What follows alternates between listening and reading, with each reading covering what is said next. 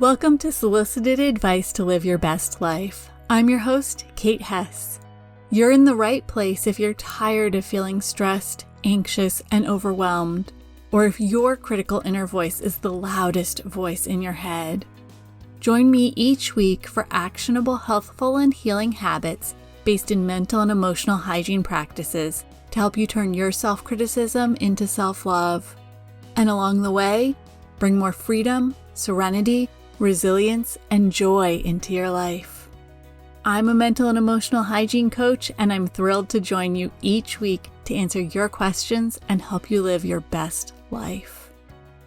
Today's topic is one I wish I understood better years ago. I've talked a lot about what happens when you get stressed and the physiological reaction your body has to it, but today we're diving into the psychological side of the stress response. Today's questioner asks, what's up with the fourth F in fight, flight, or freeze? Over 2 decades ago, Pete Walker coined the term fawn as the fourth F after noticing stress response behavior in his therapy practice that was separate from the 3 more well-known responses. Before we dive into the stress response, I want to make a special note that if this discussion brings up thoughts, feelings, and/or memories of past trauma, please seek the support of a trauma-trained professional to help you in processing what you've experienced. And one more note, this is a big topic. I'll be doing a deep overview, but we're still just scratching the surface. If you're listening to this episode while driving, doing the dishes, folding laundry, or working out, don't worry about taking notes. I've done it for you. You can get your copy of the worksheet at nourishnestbreathe.com/P22. That's P as in podcast and the number 22. And I'll also put the link in the show notes. At the most basic level, the biological imperative for all living beings is to survive. To do that, organisms strive to gather the resources they need to meet their basic needs and avoid risks and danger which could put their survival in jeopardy. Baked into our brains is this desire to survive. And when we're faced with one of those things that could put our survival in jeopardy, our brain and body react by triggering a stress response, which prepares us to best handle the threat. And that's great when we're actually in real danger. However, our brains just don't differentiate between actual threats and perceived threats. Actual threats are things like coming face to face with a hungry lion. Perceived threats are things like running late for work or unexpected company the day before you are planning to clean the house. Here's a great way to tell the difference between real or perceived threats. Real threats don't involve the past or the future. They're dangers here in the present moment. Perceived threats are based on the consequences you expect to happen as a result of something happening here in the moment. For instance, the lion will eat you in the here and now. Running late for work isn't about actually being late, but about the consequences that may come from being late. And the unexpected company with a messy house is about what they might think or say in the future about your housekeeping. The way you respond to stress varies based on your past experiences, personality, and the current situation. However, there are a few things we all have in common which we've talked about before. When the stress response is triggered, your brain responds by flooding your body with stress hormones like cortisol and adrenaline. Your respiration and heart rates increase, and your body moves resources to your extremities and deprioritizes systems deemed non-essential for survival in a crisis. These non-essential systems include your digestive, reproductive, and immune systems. And the amygdala, the fear center in your brain, steps into the driver's seat as the logic and reasoning centers in your brain go offline. But that's all about how you physically respond. Where we start to see a lot of variation is in the way we mentally and emotionally respond. Most of us learn how to handle stress in childhood. We watch how the adults around us handle their stress, and we discover how, when we feel stress or fear, they react or respond to us. And based on those observations, we begin to form stories and beliefs around the quote-unquote appropriate way to respond to fear in stressful situations. It's important to remember that many of those stories are formed when we're still very young. And as a result, we don't have the life experience nor the ability to think as logically and insightfully as we might as an adult. What we experience is being filtered through the limited life experience and worldview of a young child. Unfortunately, some children experience deep trauma which shapes their stress response. Others experience what might feel like a huge deal to them as children, but which seem much less important as they look back through the eyes of an adult. Regardless of how you might respond to these experiences now, please offer yourself the grace to recognize they were very real to you as a child. While our experiences in many ways shape the way we respond to the world, we also have our own unique personality that we came into this life with. And our personality can influence the way we respond to stress. Additionally, based on your family history, there may be inherited trauma and corresponding epigenetic changes which come into play. When we experience trauma, it can cause our gene expression to change. It's not changing our actual DNA, but rather changing the way our body understands our DNA. I like to think of these epigenetic changes like a light switch. The trauma may be flipping the wires, so off is on and on is off. The light and the switch are still there, they just aren't responding the same way they used to. All of these components, our stories and beliefs, our unique personality, and our inherited trauma all get thrown into a big mixing bowl, combined, and create the framework which drives our default stress response or responses. As I go through all 4 of the F's, think about which one or ones you identify with. Try to do so without judgment. Remember, there's an awful lot that goes into how you respond to stress, and none of the F's is fancy-free. Also, keep in mind that while you might have 1 or 2 you normally default to, depending on the situation, you may find you respond with any one of the 4. The fight response is meeting fire with fire. When you come face to face with danger or stress, you prepare to meet that danger head on. If when you feel stressed, your first response is to get angry, to look for someone or something to blame, or if you prepare to stand your ground, that's the fight stress response. Flight is avoiding danger through escape.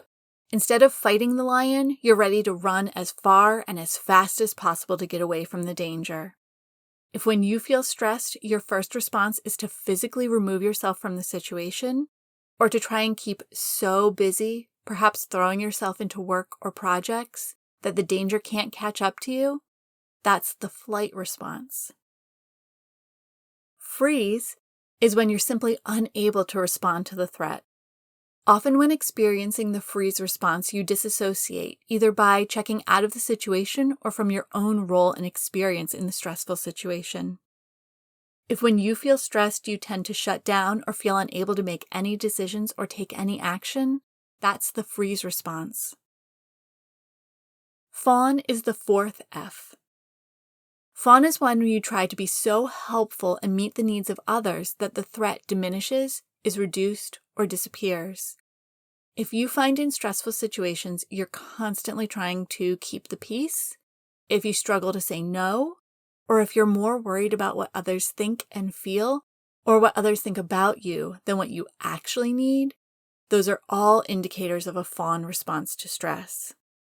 If you identify as a people pleaser, you might be raising your hand right now. Fawn is often the stress response people pleasers default to. Knowing how you respond to stress can be incredibly helpful as it allows you to focus on the right tools and techniques to best help you remain calm and resilient, even in the face of stressors. I have a friend who is currently experiencing an ongoing stressful situation as a result of family not respecting her boundaries. As someone who defaults to the fawn response when stressed, she has recognized a pattern of allowing others' needs to come at the expense of her own. When we don't treat our boundaries as important things that need to be respected, neither will the other people in our life. Not only has she recognized this pattern, she also knows her resilience is low as she deals with the fallout from this situation, and it would be easier to just allow it all to be okay. But allowing it to all be okay would simply lay the groundwork for her boundaries to not be taken seriously or respected in the future. To start shifting the way she shows up in these relationships, she's chosen to limit contact to email right now.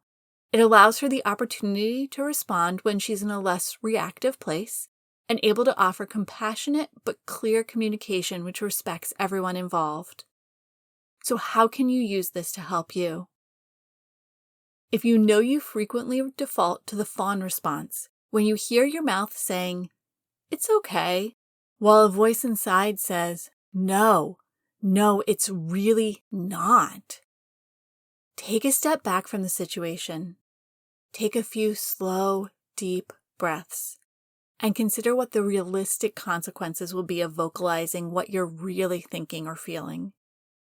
Consider what methods you can use to advocate for yourself in a way that feels doable, like responding via email instead of over the phone.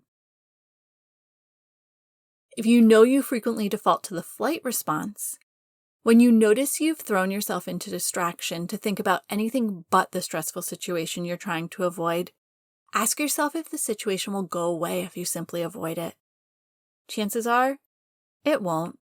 And even if it does, would you be happy with the outcome that resulted? Take some time to reflect on the situation and the best way for you to take action to reach an outcome you'd like to achieve. You can journal, meditate, make lists, or use any other self-reflective activity that works for you. If you know you frequently default to the freeze response, when you notice you're shutting down emotionally or feel stuck, unable to take any action on a specific topic or in a particular area of your life, zoom out and ask yourself, where do you want to be and how do you want to feel 5 years or 10 years from now? In order to become that person or have what that future version of yourself has, what action would you need to take today to move down the path to become that person living that life in 5 or 10 years? If you know you frequently default to the fight response, when you notice your temper flaring, it's a great time to give yourself a timeout and think about how an angry response might play out. In the past, has it resulted in the outcome you wanted without any unwanted consequences? Consider how you can communicate how you feel about the situation using calm and neutral languaging and focusing on I statements combined with facts. For example, I feel disrespected when you say X. With all of these stress responses, as you begin to take action, remember that the best way to keep your instinctive stress response from kicking in is to remain calm. So, as you notice you're responding from a place of stress, or before you begin to take action, use whatever self-care tools and techniques work for you. Things like the mindful moment, the audible exhale, grounding visualizations, or a round or two of tapping can be powerful in helping you downshift your stress before or while taking action. Having said all that, it's important to remember that for the most part, these stress responses have been with you most of your life. The goal here isn't to erase that part of you, rather, to learn to recognize it when it comes up and to use tools and techniques which help you provide some supervision to the response so it's not running the show. This all takes time and effort. Just like building any other habit or technique, the more you practice, the easier and more natural it'll become. Consider practicing on smaller stressors before tackling the big ones. For instance, if you're feeling stressed because you have a major work deadline coming up, and you're stressed because you have to send something to school with your kids for the bake sale tomorrow, consider trying out your tools and techniques on the bake sale first to help you build confidence in your ability to provide supervision to your stress response. Throughout this episode, I've used words like understand and notice. The most important step in being able to make a change in the way you respond to stress is recognizing first how you've responded to stress in the past, and second, recognizing in the moment when your stress response is stepping into the driver's seat. Without being aware of what's happening, we're unable to make any changes to how we react or respond. We're simply running on autopilot. Which again, is probably great if a bear is about to eat you, but not so great if you're running late for work and stuck in traffic. Once you know how you've responded to stress in the past, it allows you to be on the lookout for similar reactions to arise as you continue to move through life. And when it does, you have the opportunity to take action before you shift into autopilot. When you notice you're moving into a stress response, take a few minutes to calm yourself. Those things we talked about earlier, the mindful moment, audible exhale, or grounding visualization, are all a great place to start. Turn to the tools and techniques you've found work for you in shifting into a state of parasympathetic nervous system response, your rest and digest state. And from there, determine the best way to move forward. Knowing the stress response or responses you normally default to can help you recognize which situations might be more difficult for you. With that knowledge, you can decide if you simply don't have the resilience for a specific conversation or experience at the moment, or if you need to do a few minutes of extra self-care and resilience building before you approach it. Think about the ways to communicate that will best help you manage your stress response in a given situation or with a specific person. Often, using modes of communication that allow you to pause, take a few deep breaths, and think about how you want to respond can be helpful. And depending on the specifics of the situation, if it feels safe, you can even vocalize to the person you're engaging with that, in this type of situation, you have an instinctive response to react in a certain way. You're trying not to do that, but may require a timeout if your stress response starts stepping into control. If Adam says or does something that hits one of my triggers, we both understand when I say, I'm feeling triggered and this isn't really about what you said or did, but it's hit an old wound and I need a little time to process what just happened. It allows me the opportunity to calm my instinctive response and then return to the conversation with additional reserves.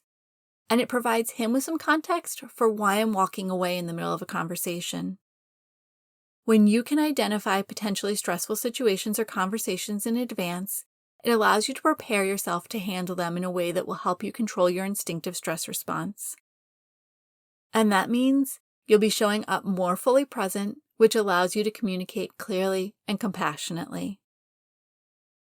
We've covered a lot today, and as you can probably tell, this is just an overview of a very broad topic. If it resonated with you, make sure you get the cheat sheet for this week's episode. It covers the 4 different stress responses and how once you understand them, you can use them to help you live your best life. You can get your copy at nourishnestbreathe.com/P22.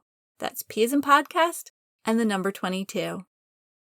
Thank you so much for joining me today for this episode.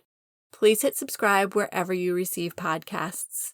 If you've got a question that you'd love to hear addressed on a future episode, please submit it using the form on my website at nourishnestbreathe.com/podcast. I'll include that link in the show notes.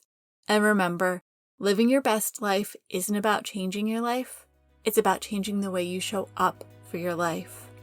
Thank you so much for joining me for this episode of Solicited Advice to Live Your Best Life. If you enjoyed this episode, please take a moment to leave a rating and review wherever you subscribe to your podcasts. Your rating and review makes it possible for other people just like you to discover this podcast. And don't forget to check out all of my free resources at nourishnestbreathe.com/resources. I'm sending you a great big hug. You've got this.